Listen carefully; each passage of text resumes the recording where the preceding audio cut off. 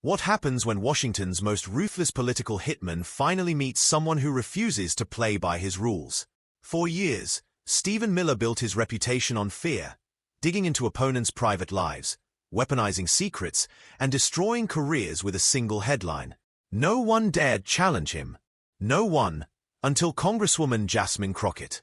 What started as a routine congressional hearing turned into the most viral political takedown of the decade. A masterclass in preparation, patience, and precision. With just 6 words, Crockett flipped the script, exposed Miller's hypocrisy, and ended the career of a man who thought he was untouchable. This isn't just the story of one scandal. It's the story of how a bully finally got beaten at his own game, and how one perfectly timed question changed Washington forever. The hearing room buzzed with tension long before the gavel struck. Staffers whispering, reporters adjusting their cameras, and committee members shuffling papers with the restless energy of people who sensed they were about to witness something significant. Stephen Miller entered the chamber like a man stepping onto a stage built for him, his polished shoes clicking against the marble floor and his briefcase clutched like a weapon he couldn't wait to unsheathe, his smug smirk daring anyone to challenge the secret confidence he carried. In his mind, this was the culmination of weeks of painstaking preparation. Combing through Jasmine Crockett's voting record line by line, sharpening questions like knives, and practicing a tone laced with authority and disdain, convinced he was about to deliver a humiliation so devastating it would end her career. But across the room, Crockett sat in calm silence, her expression unreadable, her posture relaxed, studying Miller not like a nervous opponent but like a chess master who already knew how the match would end. What Miller didn't realize, what no one realized, was that Crockett wasn't preparing for his questions at all. She was preparing for him, waiting for the exact moment when his mask would slip and the man who had built a career on destroying others would finally taste his own medicine. For years, Miller had been Washington's hired blade, his reputation forged in the Trump White House where he became the architect of merciless strategies, divisive policies, and smear campaigns that shredded rivals into irrelevance. Together with his wife Katie, he wielded power like a weapon, their influence and ruthlessness feared across Washington, their names whispered as both warning and threat. Miller's greatest strength had always been his ability to make others underestimate him, his cold relentlessness leaving opponents gutted and careers crippled. So when word spread that he was preparing to take down Jasmine Crockett, no one was surprised. She was sharp, confident, unafraid of entrenched power, and therefore a bright red target. But unlike Miller's past victims, Crockett wasn't intimidated or vulnerable, and she wasn't walking into his trap. In fact, she had already set one of her own, and the audience that thought they were about to watch Stephen Miller dismantle Jasmine Crockett was about to witness the opposite. Stephen Miller dismantling himself. Jasmine Crockett didn't climb the ranks of Washington through charm or family connections. She carved her path the hard way, in courtrooms, in communities, and in fights most politicians were too afraid to take on. Before Congress, she was a defense attorney with a near-legendary reputation, dismantling prosecutions with a sixth sense for lies and contradictions, never entering a fight unprepared and never swinging unless she knew she could land the knockout blow. She carried that same fire into politics, bold and unapologetic, calling out hypocrisy on both sides of the aisle, a fearlessness that quickly earned her enemies, none more determined than Stephen Miller. Their rivalry ignited during a televised immigration debate when Crockett's razor-sharp delivery branded his policies as government-sanctioned cruelty, a humiliation Miller never forgave. From then on, he shadowed her career, attacked her through media allies, and treated her not as an opponent but as an obsession, determined to extinguish her flame before it grew too strong. What he failed to see was that Crockett wasn't afraid of fire. She was the fire, and with every attempt to silence her, she only grew louder, sharper, and more dangerous to him. By the time whispers about Katie Miller and Elon Musk reached Crockett, she realized she had something Miller could never counter, the truth. And she wasn't going to waste it on gossip or an anonymous leak. She would deliver it herself, with surgical precision, at the exact moment it would hurt the most. The seed of Miller's downfall had been planted far from Washington, in Austin, Texas, at one of Elon Musk's secretive gatherings, fortresses of exclusivity where billionaires mingled without cameras. On that warm evening at the Laron Hotel, Katie Miller, officially visiting her sister in Dallas, walked into the rooftop lounge and into Musk's orbit. She wasn't just another guest. She was magnetic, drawing attention not only for who she was but for who she stood beside. The way her hand lingered on Musk's chest, the way his smile softened when he looked at her, it told a story no spin could erase. Among the crowd was Iona Blackwell, a venture capitalist and old friend of Jasmine's, who snapped 2 damning photos. One of Katie laughing as Musk whispered in her ear, the other of her palm pressed against his chest, his gaze fixed solely on her. The next morning, Iona sent the images directly to Jasmine with a single message. This was supposed to be secret, but you need to see this. Look who Elon brought as his date. Jasmine studied the photos, fully aware this wasn't gossip but leverage, not for a cheap headline, but for the precise strike that could finally end Stephen Miller's reign of intimidation. In Washington, secrets rarely stay contained. They seep through late-night dinners, off-the-record drinks, and hushed phone calls between staffers who know too much. And when the secret involves Stephen Miller, the man who built his career on exposing other scandals, the whispers spread twice as fast. It began small, a lobbyist mentioning Katie Miller at an Austin event, a Senate staffer noting she wasn't home the night Stephen was drafting an immigration memo, fragments of rumor, not yet fact, but in a city where gossip is currency, it carried weight.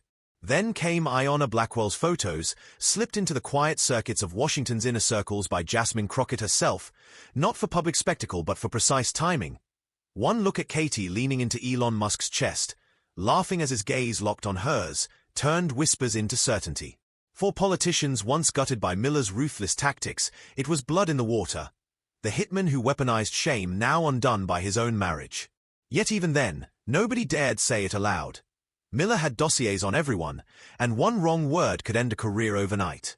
So the whispers stayed whispers, until Jasmine Crockett walked into the hearing room with the poise of someone holding the sharpest knife. Capitol Hill hearings are usually dull, hours of jargon and pretense. But that day the air was electric as Miller strode in with his usual swagger, papers stacked, chin high, ready to perform. Crockett met him with calm precision, her questions deliberate, her gaze unwavering. He mistook her composure for weakness, scoffed at her, barked over her, tried to bait her into anger. And then, when his arrogance had burned itself out, she leaned forward and cut. For someone who spends so much time investigating other people's personal lives, it seems you haven't been paying much attention to your own. The chamber froze, whispers erupting as Crockett pressed on.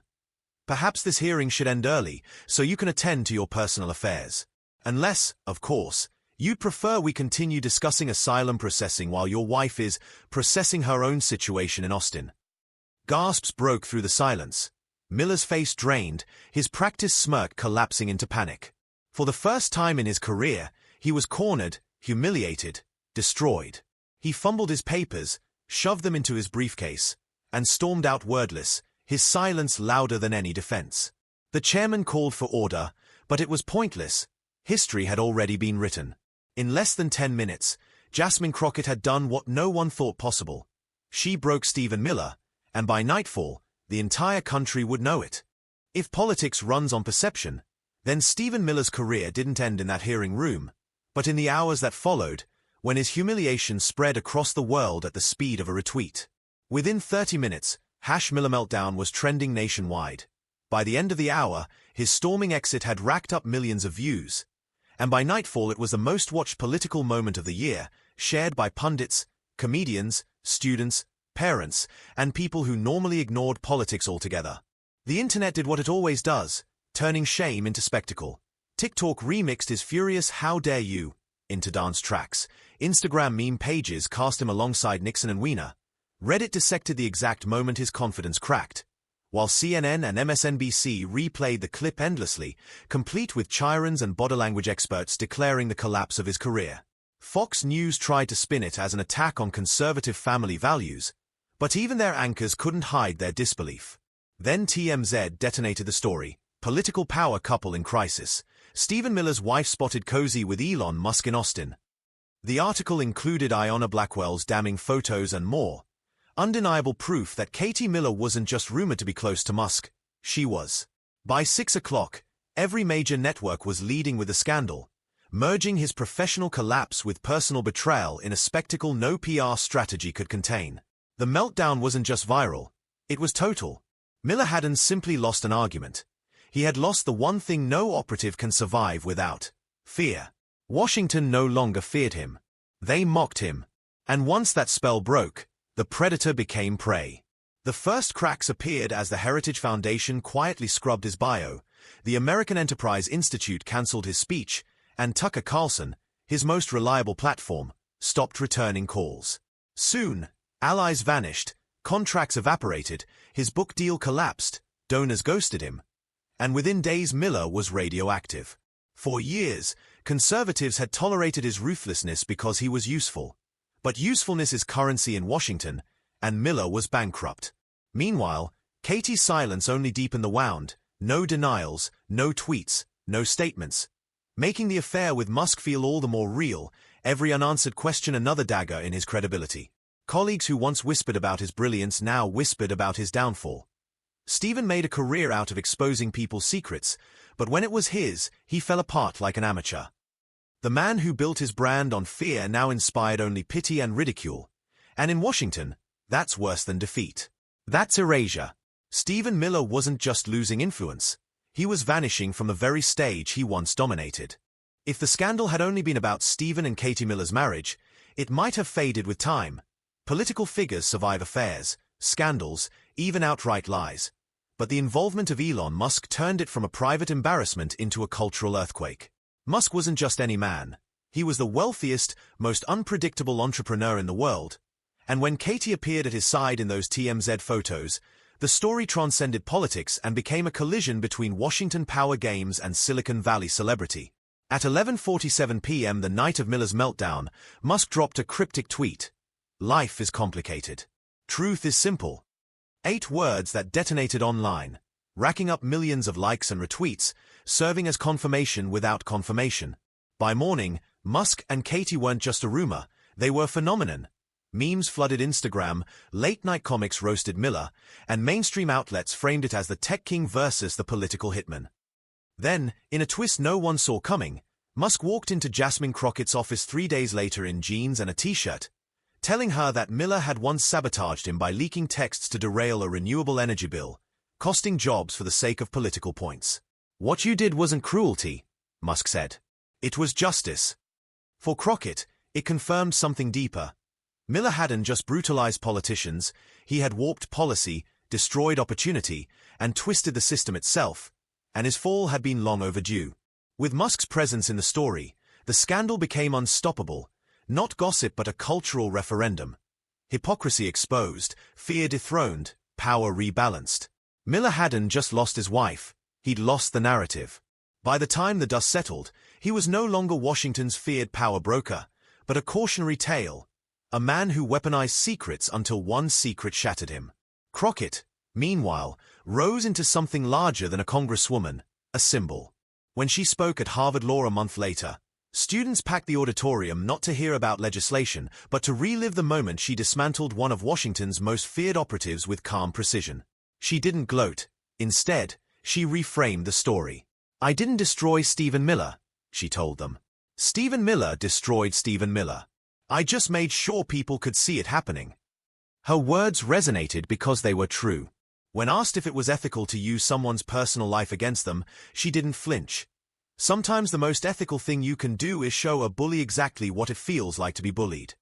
That line became a rallying cry, quoted by activists, printed on posters, whispered in staffer offices. In Washington, the effect was seismic. Lawmakers who had once feared Miller began speaking openly. Governors and senators admitted that his fall freed them from a climate of intimidation, and one insider called it the end of his era of political terrorism. Crockett didn't chase the fame. She returned to her work, but now carried an aura. The woman who had ended Stephen Miller's reign, who proved preparation and patience could topple intimidation. 6 months later, Time nominated her for Person of the Year. She didn't win. She didn't need to. Her victory was a respect she had earned, not just from allies but from anyone who had ever been cornered or silenced by bullies like Miller. Because her legacy wasn't about one scandal or one destroyed career, it was about proving something far more enduring. That bullies can be beaten, that truth delivered at the right moment can be more devastating than any attack, and that the strongest response to fear is not louder aggression, but quiet, unshakable courage. For Jasmine Crockett, that was enough. For Stephen Miller, it was everything he had lost.